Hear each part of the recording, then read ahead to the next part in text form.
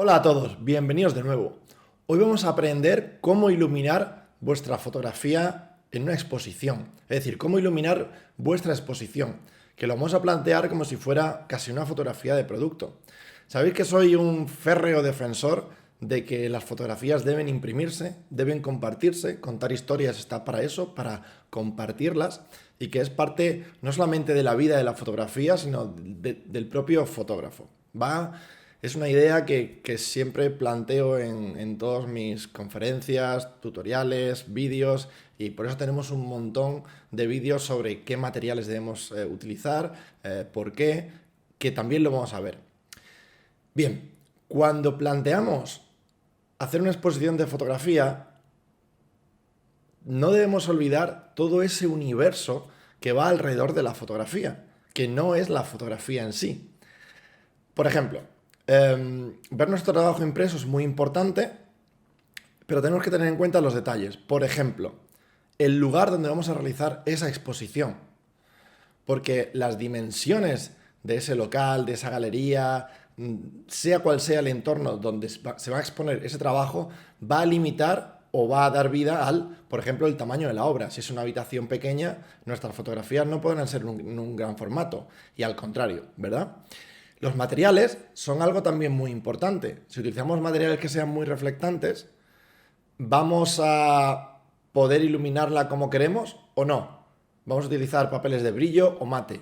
¿Vamos a utilizar marcos y de qué tamaño? Y ahora veremos por qué. Van a estar muy cerca o muy lejos de la pared. Todos esos detalles los vamos a ver rápidamente, pero sobre todo quiero llamar la atención sobre ellos. Si queréis vender vuestro trabajo en una exposición, lo más importante es el día de la inauguración. El 90% de las ventas se realizan el día de la expo, ¿vale? Por eso los que hemos editado algún libro, hacemos exposiciones del libro, firmas del libro, porque es el fotógrafo el que llama al público muchas veces, tiene que estar presente representando la obra y la gente acude a eso. Y en ese primer día de expo, de inauguración, es donde se realizan el 90% de las ventas, o donde va todo el mundo, o la mayoría de la gente, ¿vale? Cuando hayáis inaugurado, lo que vais a tener que hacer es mantener la alimentación de la sala. ¿Qué quiere decir eso? Tenéis que invitar a colegios, a colectivos, a compañeros, porque el goteo en una sala de exposiciones va a decrecer conforme ha pasado el día de la inauguración. Son muy buenos momentos para que podáis hacer visitas guiadas, para que podáis hacer presentaciones más en petit comité, que el día de la inauguración es un lío y no da tiempo a todo. Estáis viendo en la pantalla una exposición de fotografía de la Fundación Mafre. De todo esto que vamos a hablar, tenéis manuales de museología por todos sitios. Las empresas de luminarias, los que venden la iluminación, los propios comerciales te dan las guías de cómo se debe iluminar, aparte de cuando te dan el manual del producto. Es decir, todo esto lo hereda la fotografía de los museos, que son originariamente donde se exponen las primeras fotografías. Ahora, ¿por qué hablaremos de la Fundación Mafre o por qué? Porque lo vamos a tomar como un ejemplo y referencia, y gracias a los tours virtuales vamos a poder bichear exactamente de un modo profesional los museos que tienen unos presupuestos más o menos discretos dependiendo del tipo de museo, pues vais a poder ver ahora después por qué iluminan de esa manera, o podemos investigar y meternos hasta casi debajo de la foto. Pero fijaros, lo que tenéis que tener en cuenta, lo más importante, es el ángulo de incidencia que tenéis respecto de la luz y de la fotografía.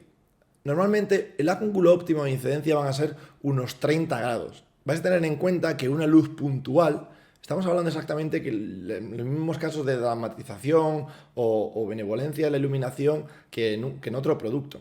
Entonces, un 30 grados de inclinación suele ser lo más estándar.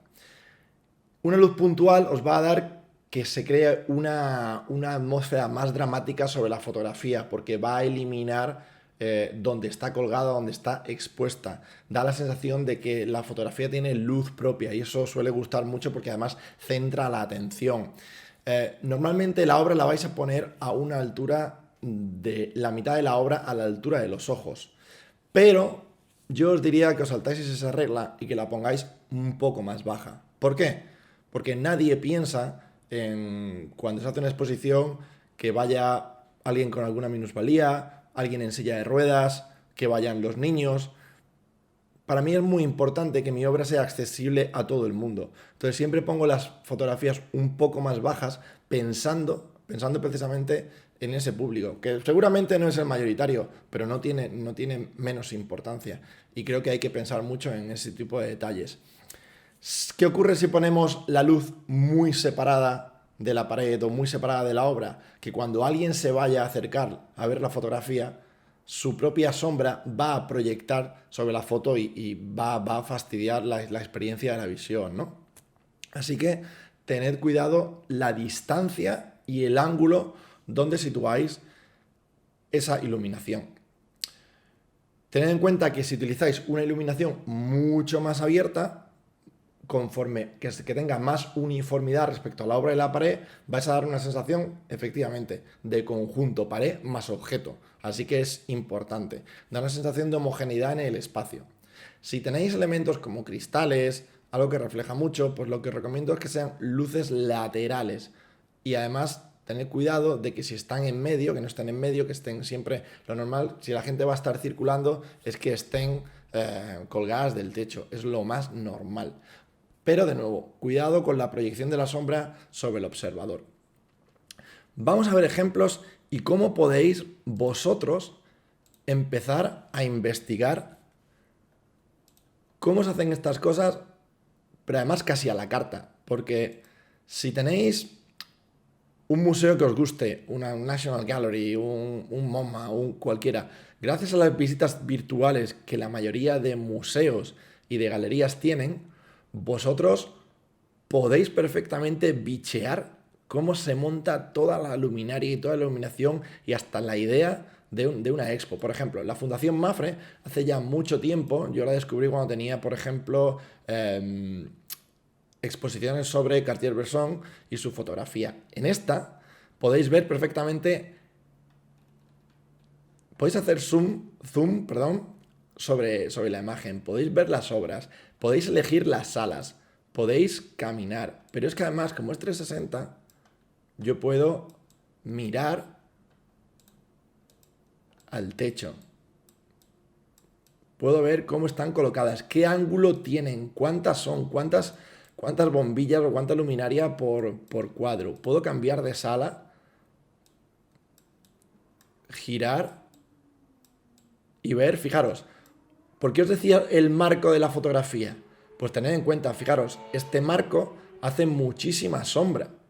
Hace mucha sombra. Lo que hay que tener en cuenta es que la parte superior del marco no dé sombra sobre la imagen. ¿Vale? Porque si no nos estaría fastidiando, pues imaginaos, un tercio de la sombra, por ejemplo, un tercio de la imagen. Fijaros el entorno general de la sala.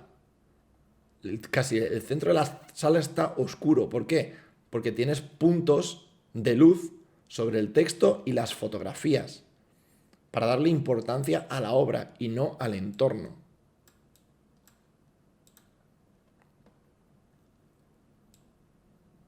De nuevo, como podemos ir visitando, vuelvo a la sala 3. Es que esto es genial. Fijaros, hasta el tipo del suelo, pues te da... ¿Os habéis dado cuenta cuando os hablo de la refracción de la luz? Fijaros que se ven los cuadros en el suelo por la iluminación. Pues son materiales, el suelo refleja, tiene mucho brillo. Pues fijaros, todo eso son detalles y tiene importancia. El ambiente, ¿veis? La temperatura de color de una sala y de otra cambia. Todo eso te da una experiencia de la exposición. No solamente los cuadros en este caso o las fotografías, sino el propio entorno en los que se va a llevar. ¿Por qué os digo que es a la carta? Porque vosotros podéis buscar el centro que queráis, que casi van a tener una visita virtual. Si no es oficial, seguramente ya habrá algo en Google Street View, etc. Por ejemplo, el ICP de Nueva York, ¿vale? Pues sus exposiciones, igual. Fijaros que ya podéis ver que la tendencia en cómo poner las luminarias es muy parecida. Pues eso te da pistas de cómo es el estándar. Pero, por ejemplo, si tenéis fotógrafos de referencia que os gusten, por ejemplo, Joey Lawrence. Este es un fotógrafo canadiense, origen canadiense, pero que está afincado en Brooklyn, es brutalmente conocido por su fotografía comercial. Yo lo conocí cuando tenía unas fotos de Etiopía y de África brutales, porque se lleva el estudio en localización, me gusta mucho su postproducción,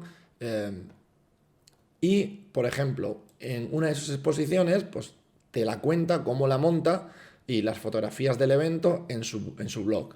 Por lo tanto, podéis ver, fijaros, que cambia el entorno, cómo se ilumina la obra, porque puedes cambiar la percepción de una obra si la estás iluminando. Si tú le pones una luz muy puntual a una obra, estás ya cambiando la propia exposición de la obra porque se ve diferente, ¿verdad? El entorno es lo que se va a llevar la gente, no solamente la experiencia de la obra en sí, sino la experiencia de la exposición. Y la gente se va a acordar, ay, qué fotos más bonitas de fulanito de tal, porque lo pasamos muy bien, porque el entorno tal. Es decir, la fotografía involucra muchos más sentidos de los que a priori parece. Y esto es otra forma. Fijaros, las fotos de Joey en esta expo, pues ilumina con distintos focos, las imágenes, el entorno, con su gente. ¿Veis? Hasta te explica el montaje, cómo se mide la altura, todos estos detalles, todo el trabajo, que además está bien ponerlo en valor. Fijaros, estos arcos ilumina la fotografía, luego le dan una iluminación a la cuevecita donde está metiendo la foto. Y todo esto lo tenéis online, es gratuito y podéis buscar las referencias que queráis. Espero que este vídeo os haya sido de utilidad. Si os gusta, suscribiros, darle al like, compartir para que la fotografía se difunda, que el buen contenido inunde la red, que ya sabéis que hay muchísima infoxicación. Y espero que nos veamos en próximos tutoriales y vamos a hablar próximamente sobre las distorsiones de las ópticas y de los cuerpos de vuestros objetivos, ¿vale? De la lente, de las lentes y los tipos de distorsiones que tenemos. También hablaremos de las capas en Photoshop. Todo esto en los próximos vídeos. Espero que os sea de utilidad y nos vemos en próximos tutoriales.